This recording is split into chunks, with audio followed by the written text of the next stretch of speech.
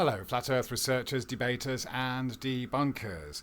Even if 1,000 Flat Earth videos are uploaded in a single day around the world, and you try searching for them using the search terms Flat Earth, they will not appear in your search, even if you use the filter to reduce the search to the last week or even the last day. But what you will find is videos like the one we're going to look at here, which has been done by some G-Gen kid. And by G-Gen, I just mean the kind of kids that grew up with Google thinking that the first result they get is the answer to their question. These guys just don't know how to do proper research in the way that any investigator or truly scientific truth seeker would do. But what I'll do is go through this video. It's debunking Flat Earth in 45 seconds, but it's going to take a little bit longer than that to go through this. I think what I'll do is I'll play the whole thing through, and if you're very familiar with this topic already, you'll have your answers. You'll be shouting at the screen, but this, but that, but the other. But then I'll go through those points he makes one by one. Okay, so but it just shows how these people can come up with something with minimum research and think that they are debunking Flat Earth just because they repeat some facts they found on Google.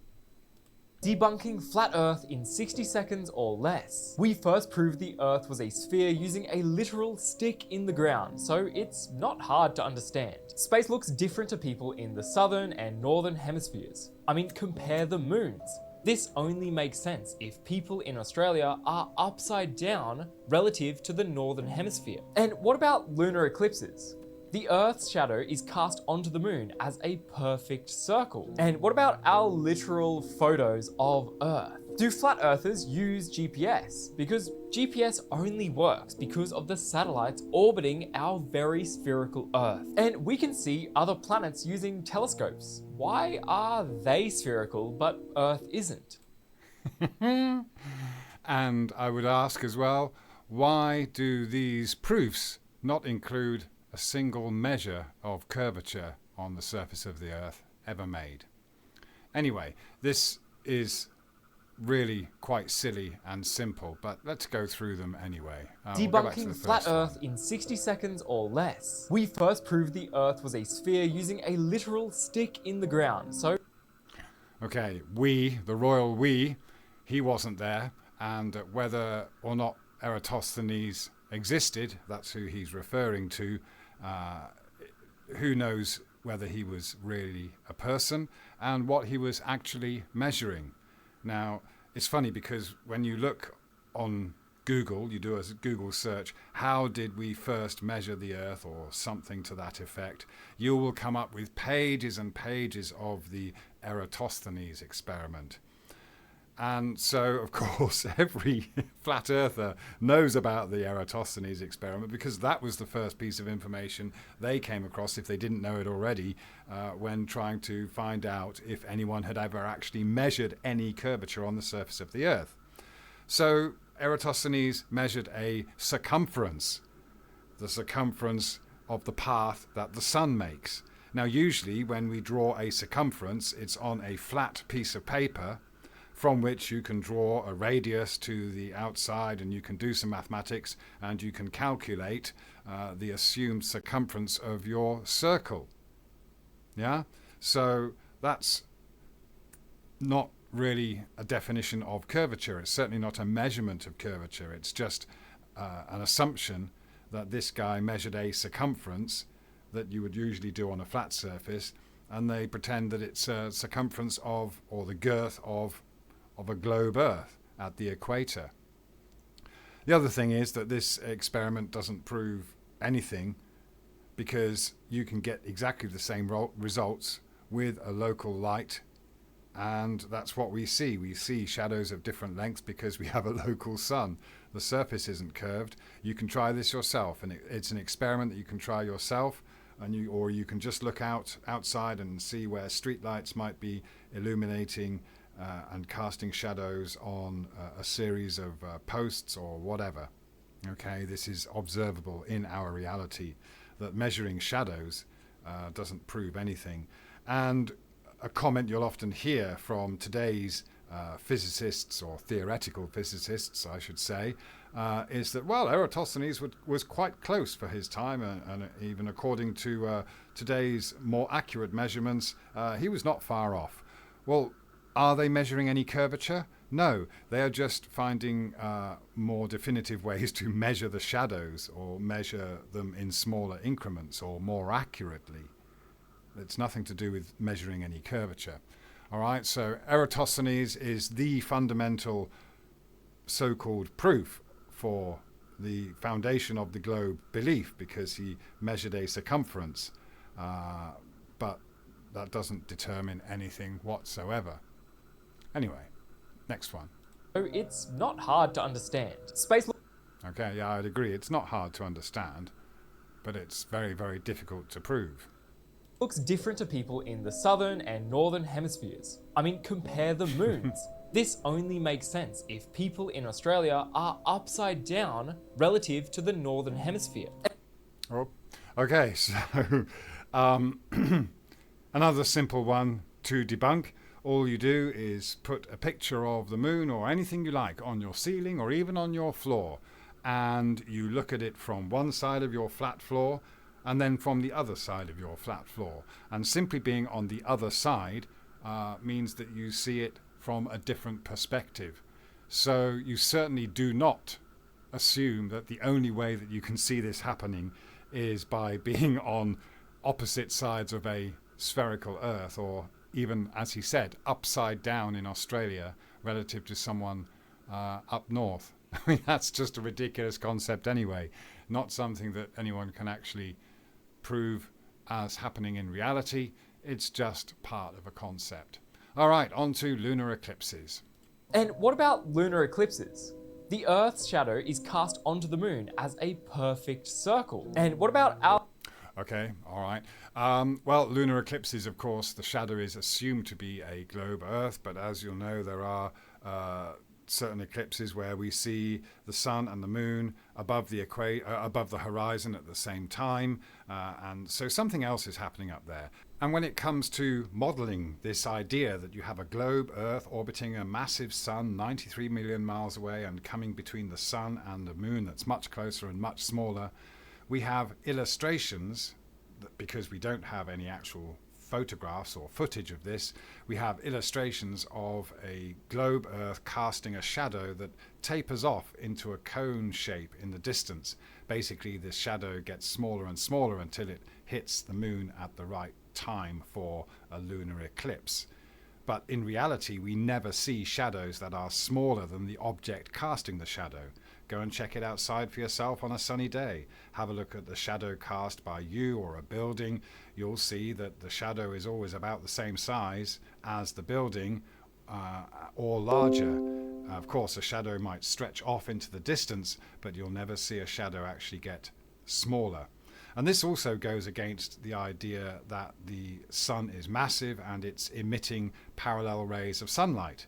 Because if that were the case, then again we should have a very sharp shadow from the Earth that is also in parallel lines. You do not get this cone shape. You should just have this endless shadow that doesn't change in size because you've got the light apparently hitting it in parallel lines.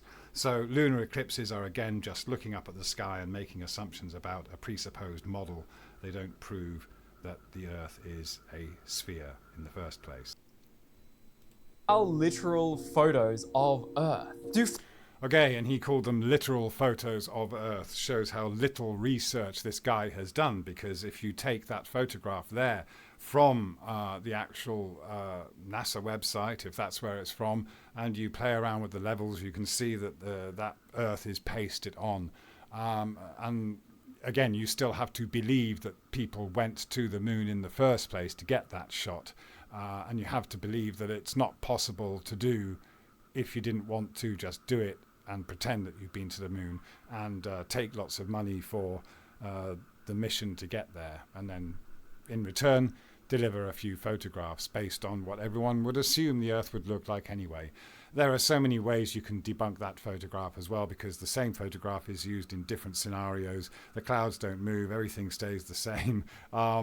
It's just one of those things when you can start looking into the flat Earth and you start looking for real photographs of the Earth from space, you'll think there are loads, but there aren't. The image or the blue marble on the iPhone screens is a composite image, it's CGI. No one has an actual photograph of the entire Earth from space, simply because no one's ever been that far away. You just can't get to space. Flat earthers use GPS. Well, yeah, most people do use GPS, and it's done with triangulation from cell phone towers, and it's usually pretty local. Your phone isn't communicating with a satellite hundreds or thousands of miles away. It's simply communicating with the nearest cell phone towers. And if you lose a cell phone signal, you lose your GPS signal. Because GPS only works because of the satellites orbiting our very spherical Earth. Okay, another grand assumption there. You could well have satellites up there, but you're also assuming at the same time that having a satellite means that it is orbiting a spherical Earth, when there's nothing to tell you that that's what's actually happening. Admittedly, this is a difficult one to get over. It was one of the last hurdles for me until I researched satellites thoroughly and realized that NASA has been launching balloons into high altitudes for as long as they have been calling them satellites. Echo 1 was the first one, and it was used to transmit and receive radio and TV signals. So there's nothing new there. The technology hasn't changed. NASA is constantly using helium to put balloons up there with exactly the same equipment that you will see dangling from a satellite. So that's what satellites are. Satellites are balloons, but we don't really need them for getting around town using a GPS. Although it might be called a global positioning system, it really is just referencing maybe ground points based on triangulation of local cell towers. There's nothing spherical about using a GPS. And we can see other planets using telescopes. Why are they spherical but Earth isn't? Another complete assumption based on the primary assumption made by Copernicus when creating the heliocentric model, not from seeing that or measuring any Earth curve, but simply by shifting the Earth away from being a geocentric model to a heliocentric model. And therefore you have to assume that the Earth is another planet that's going around the sun with all those other planets. It's just an assumption, a necessary one for the model in order to have a rotating Earth, in order to have night and day in this particular model, because a flat Earth going around the sun would not experience night and day, and if it flipped over from one side to another, then of course there would be this dramatic change from night and day. But what we have is a smooth transition, and so of course that is defined as being on a spinning spherical Earth, not because it was ever measured, not because anyone ever saw the Earth from space or saw the solar system from Earth or from another vantage point, simply because that was a necessity for the heliocentric model. And it was just a decision to shift the center of our observations from being geocentric to heliocentric. But nothing that we see in the sky changes. So again, this is, sure, there are planets up there and no one denies that they appear spherical. But what are they? Where are they? How far away are they? And are we one of them? We certainly don't have to assume that, and you wouldn't assume that if you were just looking up at the sky and observing these planets. All right, so that's the end of that one. It took 45 seconds for him to show that he is incapable of doing any research beyond pulling up the first results he finds in a Google search. 60 seconds. All right. So he didn't debunk flat Earth, he just proved that the globe is a load of nonsense and that people can only point at the sky. No one's ever measured any curvature to actually ascertain that we do in fact live on a globe. It was just a bunch of assumptions, and they are being repeated throughout history and it really has dumbed down the Generation G, I'm afraid. Sad but true. Thank you very much.